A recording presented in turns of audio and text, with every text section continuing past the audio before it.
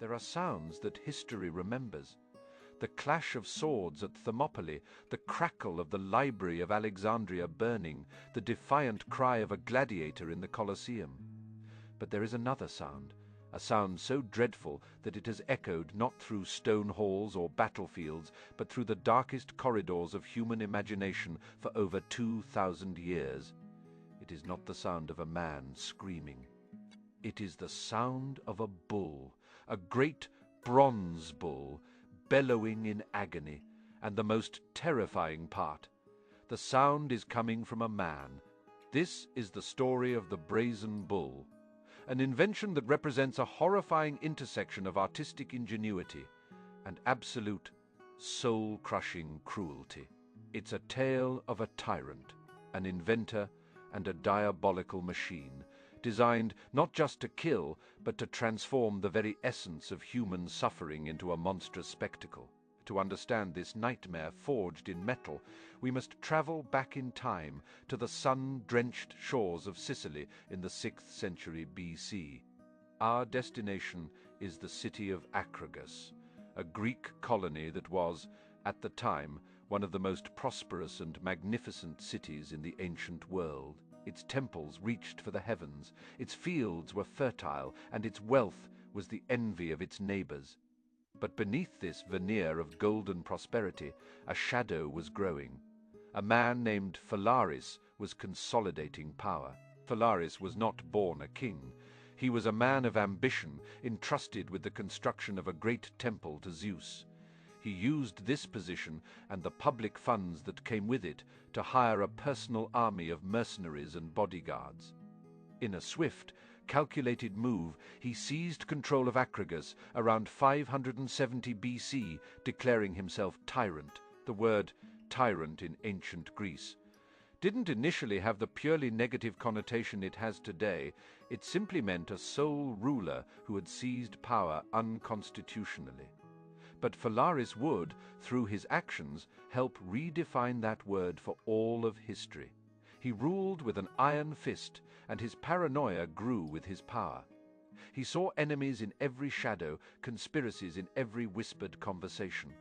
He needed a way to not only eliminate his rivals, but to do so in a way that would instill a deep, primal fear into the hearts of his subjects. He needed a symbol of his absolute authority, a deterrent so horrific that the mere thought of it would quell any whisper of dissent. He needed an instrument of terror, and as fate would have it, a craftsman from Athens arrived at his court with a proposal. His name was Perilaus. Perilaus was an artist, a master bronze worker. He came to Phalaris not as a sycophant, but as a peer offering a unique gift, a masterpiece of engineering and art. He unveiled his concept, a life-sized bull, hollowed out and cast entirely in bronze. It was a magnificent sculpture, its muscles rippling with metallic life, its horns glinting in the Sicilian sun. But its beauty was a macabre deception. This was no mere statue. Perilaus explained its function with the pride of an innovator. A door, cleverly hidden on the side of the bull, would allow a condemned person to be placed inside. A fire would then be lit beneath the bull's belly. As the bronze heated, the interior would become a furnace, slowly, agonizingly roasting the person trapped within. But this was only the beginning of its diabolical genius. The true horror, the element that elevated it from a mere execution device to a psychological weapon, was in its acoustics. Perilaus had designed an intricate system of tubes and pipes that ran from the victim's throat to the bull's muzzle.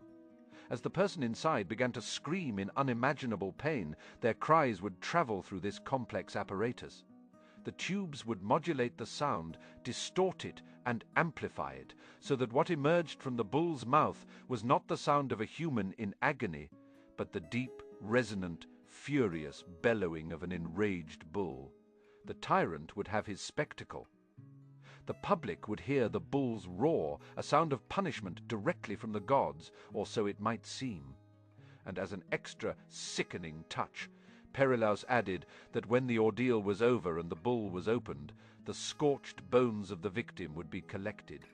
They would be, he noted, as pristine and beautiful as jewels, and could be fashioned into bracelets for the tyrant to wear. He presented this idea to Phalaris, expecting praise, reward, perhaps a place of honor in the tyrant's court. He saw his creation as a work of art, a testament to his skill. He had taken the ugliest thing in the world, human suffering, and transformed it into something else, into the powerful roar of a beast. He had misjudged his audience entirely. Phalaris listened to the proposal, his face unreadable. He admired the craftsmanship, the sheer, twisted ingenuity of the design. He saw its potential immediately. This was exactly the symbol he needed, but he was also disgusted, not by the cruelty, that he appreciated, but by the mind that could conceive of such a thing. What kind of man dreams up a machine to turn screams into music? Phalaris, in a moment that would become legendary, decided to test the bull's acoustic perfection. He praised Perilaus, saying, "Your work is magnificent, but it is incomplete without a demonstration. You, its creator, are the only one who truly understands its music. Get inside and show me how it sounds when a man cries out. Show me the bull's roar." Perilaus, perhaps blinded by his own pride or terrified into obedience, complied. He climbed into the cold, dark belly of his creation. The heavy bronze door was swung shut, the latch thrown. Darkness enveloped him. And then Phalaris gave the order. The fires were lit. The story, as told by the historian Diodorus Siculus, becomes a chilling tableau of betrayal. Perilaus, the proud inventor, suddenly found himself trapped in his own nightmare. The bronze around him began to warm, then to grow hot, then to sear his skin. He began to scream, but his screams were not his own. From the outside, Phalaris and his court heard it for the first time, the terrifying, mournful, yet strangely musical bellowing that echoed from the bull's bronze mouth. It worked. It worked perfectly. Phalaris, satisfied with the demonstration, but unwilling to let the inventor die and thus consecrate the device with his death, ordered the fires extinguished. He had the door opened, and Perilaus, half dead, horribly burned and gasping for air, was dragged out. The inventor might have thought his ordeal was over. He might have expected mercy. He received none. Phalaris, looking down at the broken man, ordered him to be taken to the top of a cliff and thrown to his death. The tyrant had his bull, and he had made his first brutal point. Even the minds that serve tyranny are not safe from it. This act of poetic, brutal justice set the stage for Phalaris's reign. The brazen bull became his signature. It was not used every day. It didn't need to be. Its power lay in its existence. It stood in a public place, a constant, silent threat. Every citizen of Acragas knew what it was for. They knew what happened inside, the sound of its bellowing. On the rare occasions it was used, would have been a city-wide announcement of the tyrant's wrath. Imagine the psychological effect. You are walking through the agora, the marketplace, and you hear it, that low, guttural roar. It's not an animal. You know it's not an animal. You know that inside that gleaming bronze statue, one of your fellow citizens, a political rival, a suspected traitor, perhaps someone who simply looked at the tyrant the wrong way, is being cooked alive. Their final moments of agony are being stolen from them, twisted into a sound of bestial rage for the tyrant's amusement. Fear becomes the air you breathe. Trust evaporates. Who would dare to plot, to even speak ill of Phalaris when such a fate awaited them? It's a form of control that goes beyond mere physical violence. It's a form of soul-crushing psychological warfare. The bull wasn't just an execution device. It was a piece of performance art, with death as its medium. The Romans would later perfect this idea with the Colosseum, but Phalaris, with his single monstrous statue, had arguably created something even more personal and terrifying. Stories of the bull's use spread throughout the Greek world. Phalaris was said to have even feasted on the children of his enemies, a claim that likely falls into the realm of propaganda, but one that was believable because of the known reality of his bull. He became the archetypal evil tyrant, a cautionary tale told for generations. But as with all tyrannies built on fear, the foundation is unstable. Fear can control people for a time, but it also breeds hatred, and hatred, given the right spark, will eventually ignite into rebellion. For 14 years, Phalaris ruled Acragas from behind the shadow of his bull, but the people's resentment simmered. Eventually, a man named Telemachus, an ancestor of the future philosopher Empedocles, led a popular uprising. The people of Acragas, finally finding their courage, stormed the tyrant's palace. They captured Phalaris, and now they faced a question. What is the proper justice for a man who roasted his enemies alive inside a bronze bull? The answer was swift, and it was deeply poetically ironic. They did not give him a quick death. They did not hang him or stab him. They dragged him to his own monstrous creation. The people who had lived in terror of the bull's roar were now the ones lighting the fire.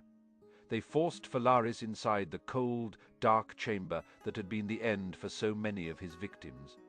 They sealed the door, and for the last time under the Sicilian sun, the brazen bull bellowed. The tyrant was consumed by his own instrument of terror. His final screams were not his own, they were the roars of the beast he had commissioned. His death became the ultimate symbol of his reign, a rule that began with an act of horrific, inventive cruelty and ended with that same cruelty turned back upon its master. The story is almost too perfect, isn't it? A tyrant, an evil invention, a betrayed creator, and an ironic end. It feels like a myth, a fable designed to teach a moral lesson about hubris and cruelty, and for centuries many historians have debated just that. Was the brazen bull real? Or is it a powerful piece of political propaganda created by the enemies of Phalaris to forever stain his name? Let's look at the evidence. Our primary source for the full story, including Perilaus and Phalaris's eventual demise inside the bull, is Diodorus Siculus, a Greek historian writing in the 1st century BC. That's about 500 years after the events supposedly took place. When historians see a gap that large, they rightly become skeptical. Stories can be embellished, altered, or even invented over half a millennium. However, Diodorus wasn't the only one to mention it. The poet Pindar, who lived much closer to the time of Phalaris, wrote about the tyrant's cruelty, and specifically mentions that his ruthless mind contrived to roast men in a bronze bull. Pindar is a much earlier and therefore more reliable source, and his passing mention suggests that the story of Phalaris and his bull was already well known in the Greek world within a century of his death. Then there is the Roman writer Lucian, who, though writing much later in the 2nd century AD, gives a detailed account of the bull and even claims to have seen it himself. He wrote a series of imaginary dialogues, one of which is set in the afterlife, where Perilaus and Phalaris confront each other. It's fictional, of course, but it's based on a tradition that was clearly accepted as historical fact by the Romans. The story of the bull's physical journey also adds a layer of plausibility. According to Diodorus, when the Carthaginian general Himilco conquered Acragas in 406 BC, he took the bull as a war prize and shipped it back to Carthage. Generations later, when the Roman general Scipio Aemilianus sacked Carthage in 1946 BC at the end of the Punic Wars, he supposedly found the bull. Scipio was known for his policy of returning plundered cultural treasures to their original cities. He is said to have sent messengers to the Sicilian cities asking if they wanted their property back. The citizens of Acragas, now called Agrigentum by the Romans, claimed their bull. The Romans, in a gesture of goodwill, returned the monstrous trophy to its home city. This account, if true, suggests that the bull was a real physical object that existed for centuries. So, what is the verdict? While we have no definitive archaeological evidence, no one has ever found the charred remains of a giant 6th century BC bronze bull, The weight of the literary evidence is strong. Multiple sources from different eras refer to it. It's entirely possible that the details, like the poetic justice of Perilaus being the first victim and Phalaris being the last, were dramatic embellishments added later to make a good story even better. That's how history often works. The core truth gets dressed up in the clothing of legend. But the core itself, that a tyrant named Phalaris used a hollow bronze bull to execute his enemies in a particularly gruesome fashion, seems likely to be true. The ancient world was no stranger to extreme cruelty: crucifixion, flaying, impalement. These were all real methods of execution designed to maximize pain and create a public spectacle of terror. The brazen bull, in that context, is not an outlier. It is perhaps just a more artistically ambitious example of a common practice. The story of the brazen bull didn't end with the fall of Rome. Its legacy echoed into the Christian era, where it became a symbol of pagan persecution. Several Christian martyrs, most famously Saint Eustace, were said to have been executed in a similar fashion, roasted alive with their families inside a bronze bull or ox by the order of the Emperor Hadrian. Whether these accounts are historically accurate is also a matter of debate, but they show how the image of the bull had lodged itself in the collective consciousness as the ultimate symbol of agonizing, fiery death at the hands of a merciless tyrant. The bull's influence can even be seen in the visions of the Christian hell. Dante Alighieri, in his Inferno, describes the punishment for sowers of discord. He encounters a soul who says, "This is the law of retribution." This idea of a fitting punishment, of the punishment mirroring the sin, is known as contrapasso. And what could be a more perfect example of contrapasso than Phalaris screaming inside his own bull? The story of the bull is the ultimate contrapasso, a perfect circle of cruelty and retribution. But what does this story really tell us about ourselves? It's easy to dismiss it as a relic of a barbaric past, to look back at the 6th century BC and think of it as a primitive time. But that's too simple. The society that produced the brazen bull also produced the foundations of democracy, philosophy, and theatre. Perilaus was not a savage.